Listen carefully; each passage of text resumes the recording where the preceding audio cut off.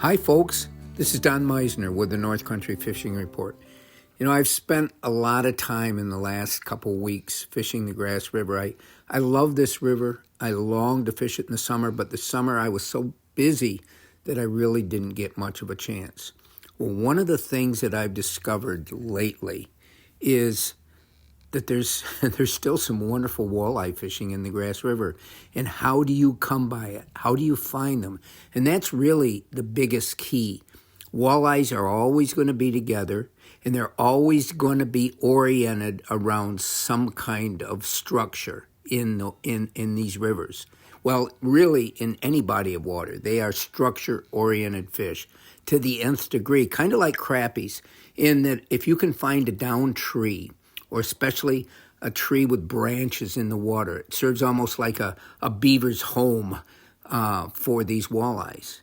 And once you can find where they are, they're almost always going to return to that spot. Now, a couple weeks ago, in a pool that I have fished for over 20 years and haven't caught a walleye in a long time, but I remembered from way back how they were in this one little section of the pool, and it's a moving water pool. It isn't a slow pool, it's a medium moving water, and that's kind of essential also. Well, lo and behold, after all these years, a couple weeks ago, I caught 2 walleyes in this same body of water. So I'm thinking, okay, they've probably always been there. What do I need to do to be able to catch these fish? Well, number one, walleyes, as we know, are more nocturnal. They don't like bright light. And yet, most of the time in the rivers when I'm catching these walleyes, it's during sunny days. Go figure. I don't have the answer to that. But the second thing is they're oriented along the bottom. They're not feeding upward like bass or a lot of other fish. They're basically just kind of taking their time in that area. And if they're not in a feeding binge, then you need to be persistent. But if I know a fish is there, I'll cast 100 times before, in some cases, that I get a strike, casting the same spot over and over again. This takes a lot of patience and a lot of perseverance, but it has paid off for me. So the other day, I went to the same place, and the strike of the walleye is different too.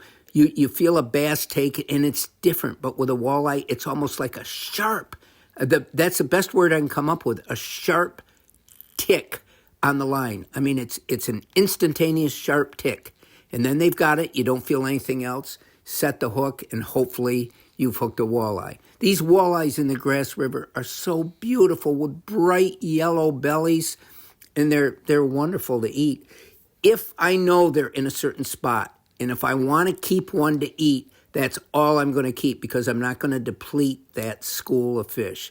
This is interesting, though, because I'm using the same lure, and I'll tell you what I've caught all these fish on is a 3-inch crayfish imitating soft plastic lure made by Guggen that I hook with a 1/0 wide gap Texas rigged hook.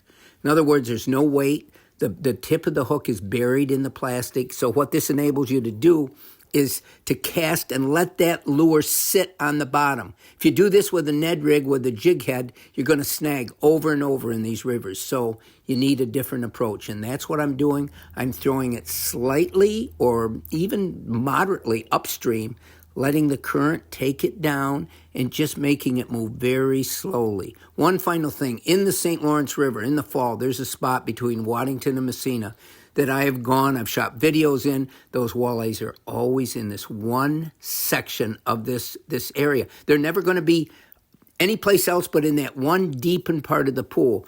And for me to catch them, I've always remembered that I'm not even jigging. I'm using a bucktail jig. I'm not even jigging it. I let it hit the bottom, and then I just barely move it a little bit and barely move it a little bit more after I let it set.